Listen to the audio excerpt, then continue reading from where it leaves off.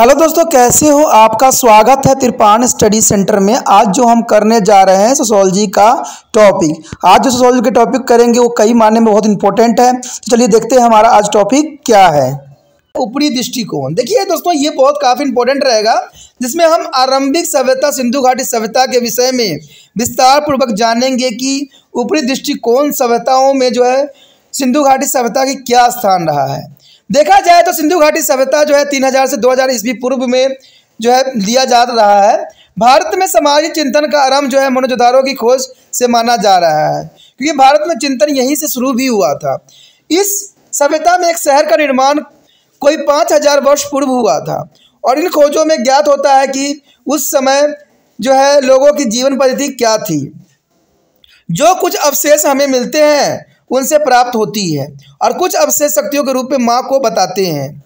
यानी पुरुष के लिंग की प्राप्ति भी हुई थी, यानी जो है पुरुष के लिंग की प्राप्ति भी हुई थी। एक पुरुष परमात्मा के रूप में योगी की अवस्था में मिलता है।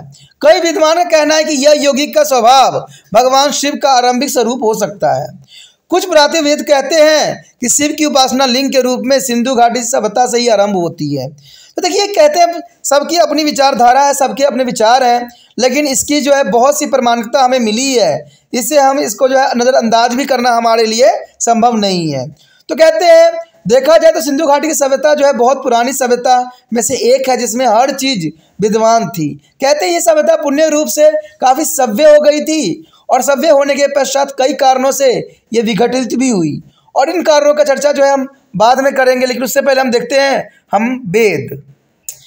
कहते हैं वेद से तो आप लोग भली भांति परिचित ही होंगे। हमारे जो है 4 वेद होते हैं, जिसमें ऋग्वेद, यजुर्वेद, सामवेद और अर्थवेद आते हैं। ये वेद जो है हमारे जीवन को जो है मूल्यभूत बनाया भी है। कहते हैं आर्य सभ्यता और इससे जुड़े हुए विचारों की जानकारी हमें कुछ पवित्र ग्रंथों से भी मिलती है, उन्हें हम वेद कहते हैं। वेदों का आशय श्लोकों के 4 संग्रह से है, जिन्हें संहिता भी कहते हैं। यह संग्रह कहा जाए तो ऋग्वेद, यजुर्वेद, सामवेद और अर्थवेद के अंतर्गत आता है। आर्य जब भारत में आकर बसे तब पश्चात उन्होंने इस वैदिक साहित्य का निर्माण भी किया, और वैदिक साहित्य में कई ग्रंथ उपलब्ध थे। इन ग्रंथों में संहिता, ब्राह्मण, प्रश्नक और उपनिषद सम्मिलित थे। इन चारों ग्रंथों को निश्चित समय अवधि में रखा गया, और यह समय अवधि वैदिक साहित्य विकास की परंपरा में से है। इस संपूर्ण साहित्य का पाठ ऋग्वेद संहिता में से है। कहते हैं वैदिक साहित्य के निर्माण में ऋग्वेद का निर्माण सबसे पहले हुआ, और इस वैदिक साहित्य की स्थापना को ही वेद कहते हैं। यानी वेद हमारे समाज के लिए अत्यंत महत्वपूर्ण है, एक मार्गदर्शन है। इसलिए वेदों का जो है सभी समाजों ने जो है अच्छा माना है, और इसका जो है आदर भी किया है। ऋग्वेद की 10 पुस्तकें हैं, इन्हें मंडल भी कहते हैं। ऋग्वेद को जो है भजनवाली भी कहते हैं। भजनवाली में उन सामान्य वस्तुओं को अभिव्यक्त है जो दिन प्रतिदिन की आवश्यकताओं से जुड़ी हुई होती है। आर्य लोग जिन आवश्यकताओं की पूर्ति करना चाहते थे उनमें पशु संपत्ति, घोड़े और भोजन थे। कभी कभी आवश्यकताओं को पूरा करने वाले इन श्लोकों में युद्ध में जो है विजय, वर्ष और बच्चों की प्राप्ति के लिए भी प्रार्थनाएं की जाती थी। ऋग्वेद में इंद्र, अग्नि, वरुण, सूर्य और अन्य देवताओं की उपासना भी होती है। इस तरह ऋग्वेद के माध्यम से हमें लोगों के धार्मिक विश्वास और सामाजिक आर्थिक जीवन के बारे में मालूम होता है। उदाहरण के लिए इस ग्रंथ में बहुत अधिक जो है पुत्रों के लिए प्रार्थना की जाती है। इसका आशय है कि वैदिक युगीन परिवार में पुरुषों को जन्म को अधिक महत्व दिया गया है। कहते हैं सामवेद की रचना जो है वैदिक युग के बाद हुई थी, और इस वेद में ऋग्वेद के उन भागों पर जोर दिया गया जिन्हें योज के समय में गाया जाता है। यानी इसमें जो है संगीत के लिए इसको रखा गया, क्योंकि सामवेद अधिक करके ऋग्वेद के श्लोकों का ही प्रयोग करता है। इसका ऐतिहासिक और साहित्यिक मूल्य कम है। यह होते हुए भी सामवेद को उसके स्वर मध्य के लिए एक जादुई शक्ति के रूप में महत्वपूर्ण समझा जाता है। यानी जहाँ ऋग्वेद कर्मकांड के लिए थी, वहाँ पर जो है आपको सामवेद गान क्षेत्र के लिए उपलब्ध है। एक और बात जो यहाँ पर इम्पोर्टेंट है, कहते हैं यजुर्वेद के 2 प्रकार होते हैं। पहला प्रकार में शुल्क यजुर्वेद होता है, दूसरा जो है कृष्ण यजुर्वेद होता है। कई बार ये भी प्रश्न पूछा जा सकता है कि यजुर्वेद के कौन से प्रकार होते हैं, तो आपको दिमाग में रखना है कि शुक्ल यजुर्वेद और दूसरा जो है कृष्ण यजुर्वेद। कहते हैं इन दोनों प्रकार में मुख्य अंतर यही है कि शुक्ल यजुर्वेद में जो है यजुर्वेद के मंत्र प्रमुख है, यानी यजुर्वेद के मंत्र जो है प्रमुख इसमें रखा गया है, और इसलिए इसे यजुर्वेद भी कहते हैं। दूसरा प्रकार हुआ है जिसमें यजन से जुड़े कर्मकांडों को विवेचन होती है। अर्थवेदों को जो है वेदों की आखिरी कड़ी है, इसका निर्माण अंत में हुआ था। इस वेद में जो है अदीम जादू के श्लोकों की रचना की गई है। इसका निर्माण लोगों की भली भांति की इच्छाओं जिनमें रोगों से मुक्ति और प्रेमिका के दिल को जीतने के लिए श्लोक हैं। ऐसा लगता है कि इस श्लोक के कुछ विचार और विश्वास आम लोगों ने आदिवासियों से सीखे होंगे जब ये उनकी संस्कृति के निकट आ गए थे। तो हो भी सकता है, कहते हैं बहुत सी चीज़ें ऐसी भी है जिसको समझना हमारे कोटि जो है मनुष्य कोटि के लिए जो है उपयुक्त भी नहीं रहती है। वैदिक संहिता का जो है अगला स्वरूप ब्राह्मण है। ब्राह्मण यज्ञ जो है यद्यप में लिखे गए हैं और उनमें 4 वेदों के बारे में जो है टिप्पणियाँ भी की गई है। अतः जो कष्टकीय कहते हैं यजुर्वेद और सस्पातन और टेरेस्ट्रिया आदि कुछ ब्राह्मण ग्रंथ भी है। यानी नाम थोड़ा सा विचित्र जरूर दिख रहे होंगे, लेकिन ये ब्राह्मण ग्रंथ है। इसमें अतर्य, कैसुस्टिकी, जेमिनिया, स्थापना और टेरेस्ट्रिया ये सारे के सारे जो है ब्राह्मण ग्रंथ है। ब्राह्मण ग्रंथ को उपसंहार और अरण्यक्य एवं ऐसे श्लोक जो वनों में बनाए गए थे भी कहते हैं। यानी इसको बनाया गया है, कहते ब्राह्मण ग्रंथों की जो उपसंहार है वो सारे श्लोकों को जो है वनों में गढ़ी गई थी।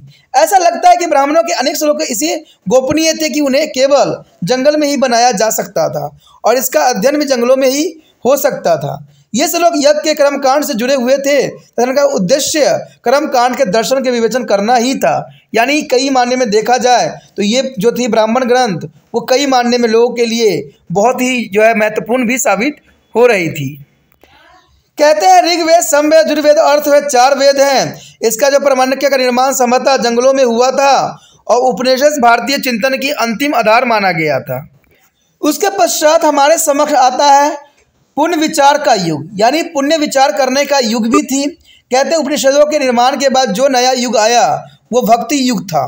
भक्ति युग में लोग जिन देवताओं में उनका विश्वास था वो व्यक्तिगत ईश्वर थे, यानी ये सार्वजनिक नहीं थे, व्यक्तिगत थे, इंसानों के बनाया हुआ ईश्वर थे। अर्थात प्रत्येक व्यक्ति अपने निजी विश्वास के अनुसार किसी देवी या देवताओं का उपासना करते थे। इससे पहले जो है अब व्यक्तित्व ईश्वर यानी ब्रह्मा की उपासना की जाती थी। यह उपासना चिंतन और ज्ञान से जुड़ी हुई थी। इसी युग में बौद्ध और जैन धर्म भी अपना चरम सीमा पर थे। कहते हैं गौतम बुद्ध और महावीर। गौतम बुद्ध जो थे बौद्ध धर्म के स्थापक का जन्म एक राज परिवार में हुआ था और वो 80 वर्ष तक जीवित रहे। उनकी मृत्यु जो है 487 ईस्वी पूर्व से हुई। उन्हें 35 वर्ष की उम्र में जो है बुद्धि होने का ज्ञान उदय प्राप्त हुआ और कहते हैं 532 से लेकर 437 ईस्वी में उन्होंने अपने विचारों के मूलभूत सिद्धांतों का पता लगा। इस विचारों को ही बौद्ध धर्म कहते हैं। यानी कहते हैं इनका जीवन काल जो था 80 वर्ष का था और इनको 35 वर्ष की उम्र में इनको ज्ञान प्राप्त हुआ। गौतम बुद्ध जो थे संसारिक जीवन जी रहे थे, लेकिन उनका मन जो था कभी भी संसारिक जीवन से अलग होने के लिए तड़पते था। उनके पिता हर संभव कोशिश किए, लेकिन कहते हैं जिनको जो कार्य करना है वो तो करना ही पड़ता है। वर्धमान महावीर जिन्हें जैन धर्म का स्थापक कहते हैं, उनका जन्म वैशाल में हुआ था। उन्हें परम ज्ञान की प्राप्ति 42 वर्ष की उम्र में हुई थी। उनके धार्मिक जीवन का काल जो है 497 से लेकर 467 ईस्वी पूर्व माना गया है, परंतु जैन धर्म के समय अवधि इस काल से भी अधिक है। जैन धर्म का विश्वास है कि महावीर से पहले ही कहते हैं 23 तीर्थक हुए थे, यानी 23 तीर्थक पहले ही हो चुके थे। महावीर जो थे 24 तीर्थक के अंतर्गत आते थे और महावीर अंतिम तीर्थक थे। जैन धर्म में एक बड़ी समृद्धि कहानी की परंपरा है जो 24 तीर्थकों की इर्द गिर्द घूमती थी। बुद्ध धर्म किसी एक सच्चे ईश्वर की मान्यता नहीं देता था। ईश्वर से साथ जुड़े हुए विचारों का इसमें कोई स्थान नहीं थी। ऐसा भी नहीं था कि बौद्ध धर्म में कोई व्यक्तिगत विचार हो, इसके आसपास भक्ति और निकटता हो। वैद धर्म के अनुसार मोक्ष और निर्वाह प्राप्त करने के लिए, आगमन को फेरे से मुक्त होने के लिए कोई ईश्वर हो। यह धर्म तो केवल नैतिक सिद्धांतों पर ही मनुष्य को निर्वाण देता है। यह धर्म हिंदू धर्म के तरह वर्ण और जाति के स्वीकार नहीं करता है। कहते हैं पशु बलि को भी बौद्ध धर्म नहीं मानता है। बौद्ध धर्म के बहुत से लक्षणों को जैन धर्म मानता है। यह धर्म अहिंसा अस्वीकार करता है, जो कि इस धर्म की केंद्रीय धारा है। जैन धर्म अपने सिद्धांतों पर, जैसे कि व्रत करना, यौन संबंध को कम करना आदि पर जोर देता है। इस धर्म का विश्वास है कि मनुष्य को अपने आप को पवित्र बनाना चाहिए। आत्मा अनंत है, इसका मानना है कि कोई भी आत्मा स्वस्थ नहीं है जिसमें व्यक्ति की आत्मा विलीन हो जाए। जैन धर्म की स्वीकार करने की प्रेरणा नंद वंश के राजाओं और चंद्रगुप्त मौर्य से प्राप्त हुई है। यानी जैन धर्म था काफ़ी हद तक कहते हैं चंद्रगुप्त मौर्य के शासनकाल से प्रभावित थे। चंद्रगुप्त मौर्य के साम्राज्य में जैन धर्म का विस्तार लगभग संपूर्ण भारत में हुआ था, लेकिन इस धर्म में आगे चलकर दिगंबर और श्वेतांबर समुदाय में बंट गया। दिगंबर वे थे जिनके वस्त्र दिशाएं और अथवा वस्त्र नहीं पहनते थे, ये नग्न अवस्था में ही रहते थे। श्वेतांबर वह थे जो श्वेत वस्त्र ही पहनते थे। बौद्ध धर्म के भारत में मुख्य स्थान इसलिए मिला कि इसके अशोक ने काफ़ी चंद्रगुप्त मौर्य के पुत्र ने अपनाया, यानी इसीलिए इसका प्रचार काफ़ी हद तक हुआ, क्योंकि अशोक को कहते हैं बौद्ध धर्म के स्थापक के रूप में भी कहा जा सकता है, क्योंकि इन्होंने बहुत प्रचार किया और उन्होंने धम्म जैसे एक श्लोक भी लिखवाई। अशोक की संरचना में बौद्ध धर्म भारत भी बाहर कई देशों तक फैल गया। बौद्ध धर्म के प्रभुता के साथ जैन धर्म पूर्वी भारत में अपना प्रभुत्व खो चुका था, लेकिन दक्षिण पश्चिम में जैन धर्म को एक संरक्षण मिल गया था।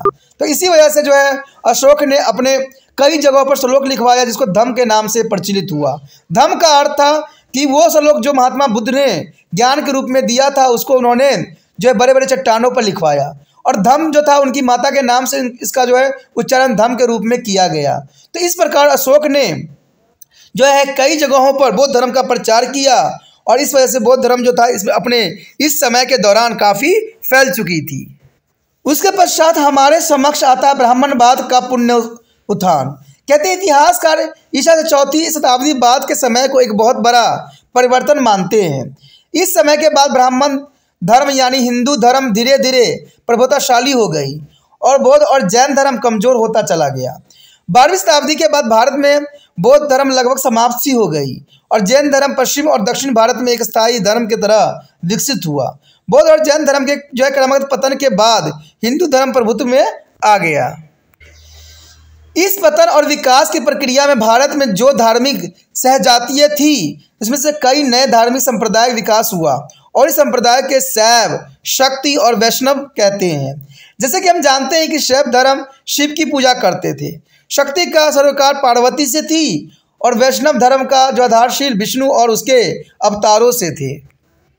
उसके पश्चात हमारे समक्ष आता है कौटिल्य का राज्य कौशल। यानी आप जानते ही हो कौटिल्य जिसको चाणक्य के नाम से भी जाना जाता है। चंद्रगुप्त मौर्य के शासनकाल में कौटिल्य ने बहुत इंपॉर्टेंट अपना योगदान दिया था। कहते हैं राजनीति विज्ञान और अर्थशास्त्र के विचारों को विशेष ब्यौरे हमें कौटिल्य से ही मिलता है। यानी कौटिल्य राजनीतिक विज्ञान और अर्थशास्त्र के विचारक में से माने जाते हैं, और इनके द्वारा ही इसमें विस्तृत वर्णन भी किया गया है। कौटिल्य को चाणक्य और विष्णुगुप्त के नाम से भी जाना जाता है। यानी कौटिल्य कौटिल्य के नाम से भी प्रचलित है, चाणक्य के नाम से भी प्रचलित है, और विष्णुगुप्त के नाम से भी जाने जाते हैं। जन्म से वह ब्राह्मण थे। ऐसा माना जाता है कि उनका जन्म तक्षशिला में ही हुआ था, और उनका जीवन एक चिकित्सक की तरह ही था। वो प्रसिद्ध विचारक थे, यूनान तथा फारस की वैदिक परंपराओं से काफ़ी परिचित भी थे। चंद्रगुप्त मौर्य के वे मित्र, सलाहकार एवं मुख्यमंत्री भी थे। मौर्य प्रशासन के वे मुख्य वस्तुकार थे। उनकी पुस्तक अर्थशास्त्र 15 जिल्दों में लिखी गई थी, जिसका निर्माण शायद इस ईसा पूर्व 4वीं शताब्दी में हुआ था। यह कहा जाता है कि अर्थशास्त्र एक मौलिक पाठ्य आरंभ खो गया था, और इसके बाद 1919 में इसकी मूल पाठ खोजा गया और इसे छपाया गया। यानी ये पाठ थी बहुत इंपॉर्टेंट थी, चाणक्य द्वारा लिखा गया। देखा जाए तो अर्थशास्त्र का अध्ययन यह बताता है कि प्रशासनिक कुशलता का विकास एक लंबी अवधि में हुआ होगा। इसके विकास में राजनीति विज्ञान के पूर्ववर्ती विद्वानों का बहुत बड़ा योगदान रहा। इस विज्ञान के सिद्धांतों को संपादित करके वे इस पर अपनी टिप्पणी भी कर सकते हैं।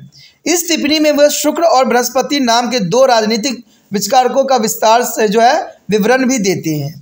वह इस विश्लेषण में 4-5 राजनीतिक विचारों का लगभग 1 दर्जन लेखकों आचार्य जिनके उल्लेख नहीं करने का वर्णन भी किया गया है।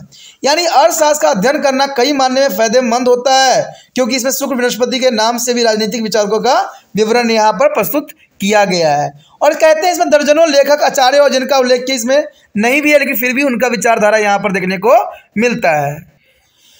कौटिल्य कहते हैं कि राज्य का कार्य दो तरह के कार्यों को करना होता है। पहला कार्य लोगों को सुरक्षा देना और उनका कल्याण करना, दूसरा अपने आप को मजबूत बनाना रखना। और राज्य के पहले कार्य को तंत्र और दूसरे कार्य को द्रव्य कहते हैं। यानी कौटिल्य ने साफ शब्दों में इस बात को बताने की कोशिश किया था कि राज्य के पहले कार्य को हम तंत्र कहेंगे और दूसरे कार्य को द्रव्य कहेंगे।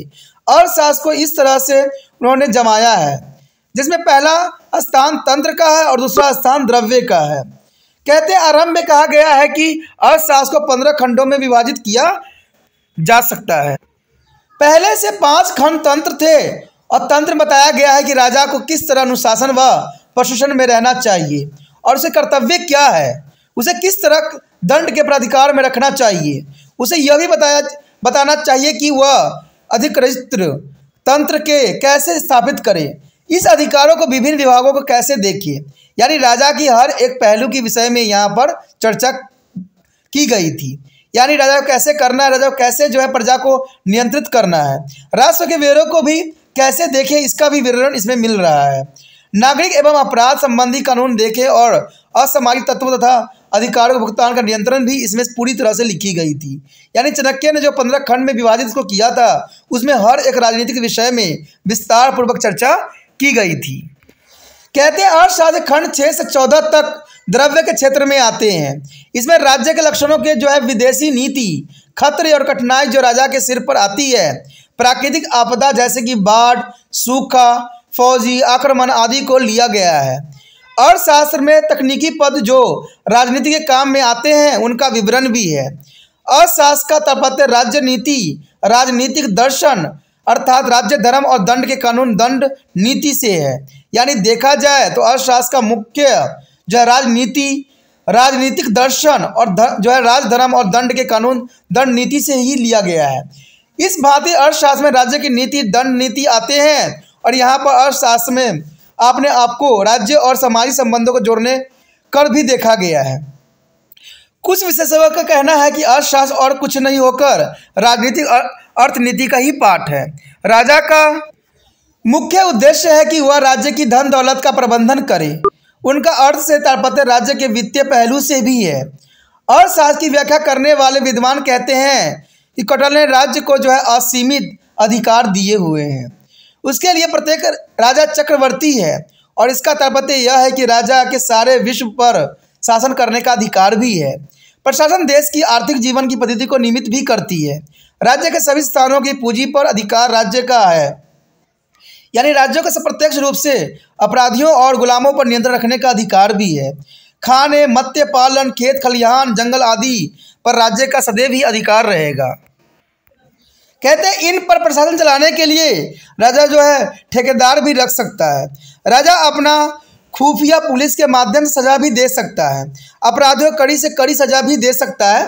तो कहते हैं राजा के पास अर्थशास्त्र में सारी बातों को कौटिल्य ने विस्तार पूर्वक रखा था और इसी वजह से चंद्रगुप्त मौर्य का शासन कई वर्षों तक, कई सालों तक चली, जो कि बहुत काफ़ी इम्पोर्टेंट भी थी।